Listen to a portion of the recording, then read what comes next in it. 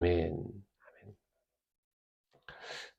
사사기가 이제 뒤쪽으로 가면 사사시대 이스라엘의 아픔들이 참 많이 나오는데요. 사사기의 앞부분에는 참 이렇게 즐거운 에피소드 도 등장을 합니다.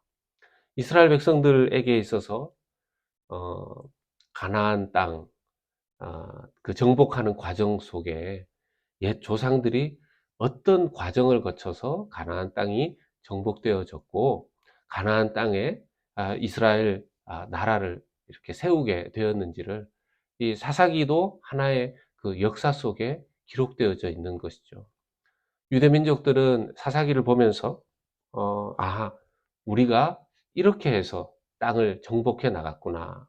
아, 우리 조상들은 이렇게 전쟁을 치러 나가서 남은 땅들을 정복했구나 하는 것을 알 수 있게 되었을 것입니다.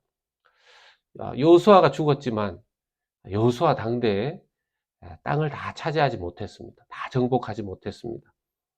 이제 남아있는 땅들이 여호수아 이후에 정복되어져야 하는데, 그때 하나님께서는 사사들을 세우셔서 그 땅을 정복하게끔 하셨습니다. 특별히 사사기 시작 때부터 하나님께서는 유다 지파가 이 남은 정복 전쟁에 좀 앞장서는 모습을 보여주십니다. 어제도 말씀을 드렸지만, 하나님께서 보면 이스라엘의 12지파 중에서 육신적인, 육체적인 12지파의 장남은 르벤 지파인데요. 영적인 장남의 역할은 유다 지파가 수행하게 하셨습니다. 그리고 어떻게 보면 뭐 재정적인 서포트 이런 것은 막내임에도 불구하고 또 그런 측면에서의 세상적인 좀 재정적인 풍요로운 장남의 역할은 막내인, 물론 그 밑에 동생이 나중에 태어났지만 요셉 지파가 담당을 하고 있는 것을 봅니다. 유다 지파가 계속해서 정복해야 될 땅이 등장하는데요. 드빌이라 또는 기럇세벨이라 불리는 땅이었습니다. 이 이스라엘 땅 안에서 이 장소를 찾아보면 전략적인 당시의 요충지였다고 기록되어져 있습니다. 전략적인 요충지인 만큼 공격하기가 쉽지 않았겠죠. 그리고 이미 가나안 땅에 들어와서 전쟁을 계속 치르는 상황 속에 있으니까 사람들이 계속 남은 땅을 정복해 가는 것에 대해서 좀 침체되어져 있을 수 있는 그런 상황이었을 것입니다. 그래서 갈렙은 이런 제안을 합니다. 이 드빌, 즉 기랴세벨이라는 땅을 점령하는데 앞장서고 공을 세우는 사람에게 내가 내 딸 악사를 주겠다. 그렇게 얘기합니다. 아마도 갈렙은 자기 딸을 이렇게 주겠다라고 말할 만큼 자기 딸에 대해서 자신이 있었겠죠. 뭐 외모도 출중하고 뭐 그랬겠죠. 그때 당시에 이스라엘의 문화는 남자가 신랑이 되어서 아내와 결혼을 해야 될 때, 신부와 결혼을 해야 될 때 벌써부터 지참금을 주어야 하는 때였다고 합니다. 그런데 이제 아버지가 이렇게 공언해 버리면 글쎄요, 이렇게 지참금 주는 것에 대해서 좀 면제도 되고, 또 그리고 결혼함에 있어서 이게 분명히 청년들에게 하나의 큰 상급이 될 만큼 예, 매력적인 그런 것이었던 것 같습니다. 그래서 한 사람이 여러 사람들이 하지만 한 사람이 앞장서서 이 용감하게 기럇세벨을 쳐서 점령하는데 공을 세우는 사람이 나타나죠. 누군가 봤더니만 이 갈렙의 동생, 갈렙의 동생의 아들이었습니다. 자, 이렇게 되면 사실은 사촌지간이 되는 거 아니겠습니까? 오늘날에 뭐 우리가 생각하면 이 사촌지간에 공을 세웠다고 결혼해도 되나? 이런 생각을 하지만 그때 당시의 문화 속에서는 뭐 사촌, 뭐 조카, 뭐 이런 가족 관계 완전 그 자기 그 친가족이 아닌 이상은 결혼이 가능했습니다. 오히려 그때 당시에 좀 창세기 때부터 나오는 맥락들을 보면 하나님께서는 하나님을 믿는 신앙 안에서 결혼할 수 있도록 그러한 부분들이 하나님 안에서 인정되어졌었습니다. 그런 영적인 이유가 있었던 것이죠. 지금은 그렇게 잘 하지 않습니다만은 그것이 그때 당시에는 문제가 없었다라는 것입니다. 자, 중요한 것은 이런 결혼이 이루어지게 됩니다. 온니엘이라는 이 청년이 갈렙의 딸 악사와 결혼을 하게 됩니다. 참 이 온니엘은요 용감하죠. 젊은 사람이 이 기럇세벨이라는 전략적 요충지를 자기가 뛰어 올라가서 앞장서서 싸웁니다. 갈렙의 나이도 만만치 않게 많았죠. 거기에 더 전쟁에 앞장설 수 있는 다른 사람들이 있었음에도 불구하고 이 젊은 청년이 앞장서서 싸우고 공을 세웁니다. 참 어디를 가나 보면요 젊은 청년들이 용감하고 용기가 있는 것을 보게 됩니다. 왜 이 성경에 이 에피소드를 사사기의 첫 부분에 앞부분에 이렇게 기록하였을까요? 하나님께서 사용하시는 사람들을 보면 뭐 경험이 많고 또 나이가 어느 정도 이렇게 성숙할 정도가 뭐 충분히 되고 그렇게만 하나님께서 사용하시는 것은 아니라는 것을 봅니다.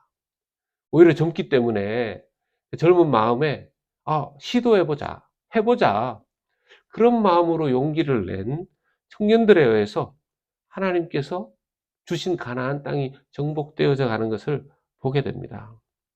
용감한 청년 온니엘은 기럇세벨도 정복하고 공을 세우고 결혼도 하게 됩니다. 이걸 보면서요, 그런 생각이 들었습니다. 때로는 용기를 내어야 한다. 용기를 내어서 모험을 해야 된다.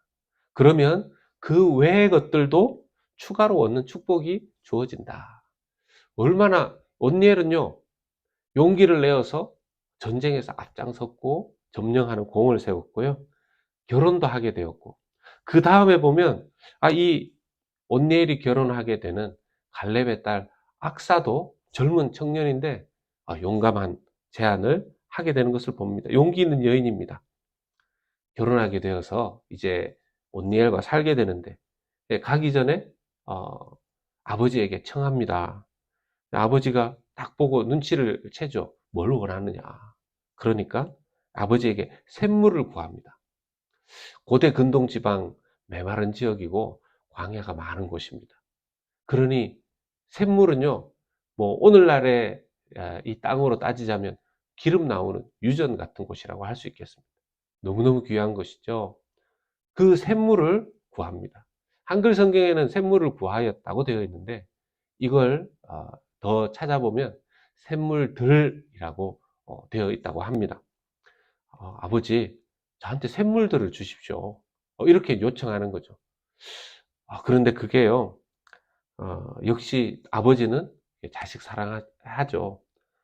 그냥 아무 말 안 했으면 그냥 보냈을 텐데 이걸 담대하게 요구하니까 아버지가 윗셈도 주고 아랫셈도 주었다고 합니다. 요청하고 용기 있게 청하니까 자기에게 이 샘물까지 주어진 것입니다. 이스라엘 백성들은 이 사사기를 볼 때마다 흐뭇하게 미소가 지어졌을 것입니다.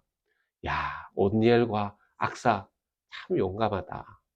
용감한 청년들이다.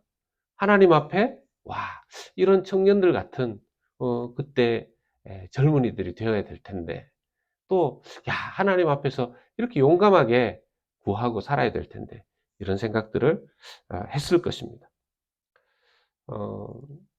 저도 청년들과 함께 일할 때 저런 용기를 낼 수 있구나. 저런 아이디어를 낼 수 있구나. 나이가 들어가고 이러면서 점점 이제 안정을 추구하죠. 사람은 본능적으로 안정되고 싶어 합니다. 근데 젊을 때는요, 청년들은요, 그 안정도 생각하겠지만 모험도 해보는 것을 봅니다. 중요한 건 다른 어떤 삶의 용기보다 하나님을 향한 용감함을 드러내고 하나님을 향한 용감함이 필요할 때가 있다라는 것이죠. 도전이 필요합니다. 만약에 당장에 어떤 것들을 시도하기 어렵다면 우리가 하나님 앞에 과감하게 간구하는 것부터라도, 기도하는 것이라도 해야 될 것입니다. 하나님은 아버지 갈렙과 비교할 수 없는 땅을 가지신 분 아니십니까? 하나님께서는 아버지 갈렙과 그 딸의 아버지 갈렙과 비교할 수 없는 능력을 가지시고 또 해주실 수 있는 힘을 가지신 분 아니시겠습니까? 그런 사랑을 가지신 분 아니시겠습니까? 우리의 기도도 어쩌면 더 용감한 기도, 더 용감한 시도를 하나님 앞에 참 생각해 보면 좋겠다 하는 생각이 이 말씀을 묵상하면서 해보게 됩니다. 우리의 삶 가운데 어제도 그렇게 용감하게 생각하는 어떤 이렇게 이야기들을 들으면서 저도 참 도전을 받고 마음의 은혜가 되었었는데요. 오늘 하루 하나님 앞에 기도할 때 주님, 저도 과감하게 이런 것을 간구해 보겠습니다. 용감하게 이런 것을 시도해 보겠습니다 하는 것이 기도하는 가운데 우리 가운데 좀 임하고 또 작은 것이라도 그러한 것을 해볼 수 있으면 또 하나님의 나라에 또 주님께서 원하시는 또 그러한 기쁜 일을 해드리는 우리가 되지 않을까 그렇게 믿어집니다.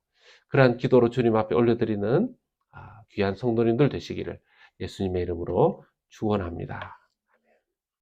하나님